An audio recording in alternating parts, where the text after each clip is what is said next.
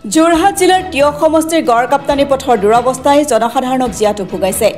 উল্লেখ্য যে বৰ্তমান সমষ্টিটোৰ বনগাঁও ধাৰিগাঁও পথ, তিনিকুৰীয়া পথ, ৰাজৈ বাদুলি পুখুৰী পথ, বেচাপতি গাঁও পথকে ধৰি 10টাৰো অধিক পথৰ দুৰৱস্থা ইমানেই বেয়া হৈছে যে প্ৰতিটো পথত পুখুৰী সদৃশ গাঁত হোৱাৰ উপৰিও পকী পথসমূহ বখলা এৰাই যোৱাৰ পিছত শিলগুটি ওলাই যোৱা যাতায়াতৰ বাবে অনুপযোগী হৈ পৰিছে। বিশেষকৈ বিদ্যালয়ৰ ছাত্ৰ-ছাত্ৰী পথচাৰী কৰ্তব্যৰত চাকৰিয়ালসকলৰ বাবে দিনে নিশাই সমস্যাৰ সৃষ্টি হোৱাৰ লগতে ৰোগীয়া লোকসকল চিকিৎসালয়লৈ অহা যোৱা কৰাত ব্যাপক অসুবিধাৰ সৃষ্টি হৈছে। এই পথসমূহ মেৰামতি কৰিবৰ বাবে পুঁজি আবণ্টন দিয়া বুলি বিভিন্ন সময়ত প্ৰতাৰণামূলক বক্তব্য দিছে যদিও কোনোটো পথেই মেৰামতিৰ ব্যৱস্থা কৰা নাই।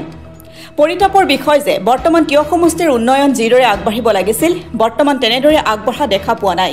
সেয়েহে সমষ্টিটোৰ বাট পথসমূহ দুৰৱস্থা ক্ৰমে বৃদ্ধি পাইছে আৰু নতুনকৈ নিৰ্মাণ কৰি থকা পথসমূহো ঠিকাদাৰৰ হেমাহিৰ বাবে আধৰুৱা হৈ আছে বুলি জানিব পৰা গৈছে। সেয়েহে ক্ষিপ্ৰতাৰে খৰালি কামসমূহ সম্পাদন কৰিবলৈ দাবী উত্থাপন কৰিছে ৰাইজে।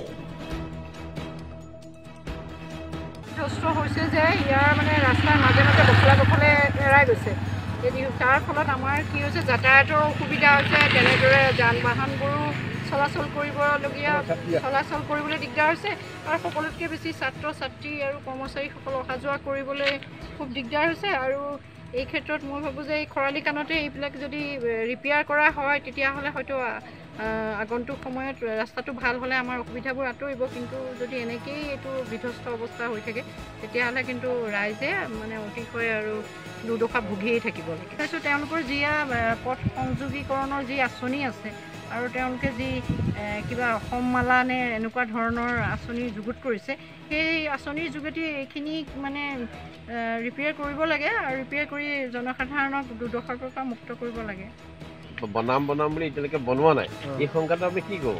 তো এইটো আপোনাৰ চৰকাৰৰ ওপৰত এটা নিৰ্ভৰ কৰি পেলাই এই কামটো সিদ্ধান্ত কৰিব লাগে। আমাৰ কেলৈ বিশেষকৈ ৰাস্তাটোৰ কাৰণেতো বহুত প্ৰব্লেম হৈছে। এই ৰাস্তাটো যদি গাঁত ফুট হৈ থাকে যাতায়াতৰ অসুবিধা হয়, আপোনাৰ খাল ডুঙত বহুত পৰিস্থিতি হয় আৰু আনকি বাইক যাত্ৰী য'ত এইবিলাক মানে পৰিবলৈ ধৰিছে, এনেকুৱা জোৰ নিশ্চিন্ত হৈ গৈছে। সেইটো কাৰণে মই চৰকাৰৰ ওচৰত অনুৰোধ কৰিছোঁ যাতে এই খৰালি দিনত এই ৰাস্তাটো অতি সোনকালে আমাক হেৰি বনাই দিয়ে যায়। ধাৰিগাঁও গড়কাপ্তানী পথৰ প্ৰথমৰ 2 কিলোমিটাৰ পথ আজিও বনোৱা নাই। এই পথটোৰ বখলা এৰাই যোৱাৰ ফলত গাঁতৰ সৃষ্টি হৈছে। আৰু 2 নম্বৰ কথা হ'ল কি যে এই ৰাস্তাটোৰ প্ৰতি চৰকাৰে অলপ অৱহেলা কৰাৰ কাৰণে ৰাইজে জীয়াটো ভুগিবলগীয়া হৈছে। প্ৰতিদিনে ৰাস্তাত দুৰ্ঘটনাপতিত হৈ হোৱাৰ স্কুলৰ ছাত্ৰ ছাত্ৰীকে ধৰি ৰোগীয়াসকল হৈ যোৱা যাতায়াতৰ যথেষ্ট অসুবিধাৰ সন্মুখীন হৈছে। আমি চৰকাৰক এটা আহ্বান জনাইছোঁ, অতি সোনকালে এই পথটো মেৰামতিৰ ব্যৱস্থা কৰক আৰু চৰকাৰৰ যি জনপ্ৰতিনিধি আছে এই জনপ্ৰতিনিধিসকলে আজি প্ৰণাম কালি প্ৰণাম কৰে যি মানে কৌশলগতভাৱে তেওঁলোকে যি বাকী দি আছে সেই বাকীটো দূৰ কৰি সোনকালে ইয়াক এই পথটো মেৰামতি কৰিবৰ কাৰণে আমি চৰকাৰৰ ওচৰত দাবী জনাইছোঁ। আৰু ৰাইজৰ যাতে সুচাৰুৰূপে এই ৰাস্তাত অহা যোৱা কৰিব পাৰে তাৰ কাৰণে এটা সুগম পথ হিচাপে তেওঁলোকে নিৰ্মাণ কৰিবলৈ আমি অনুৰোধ জনাম।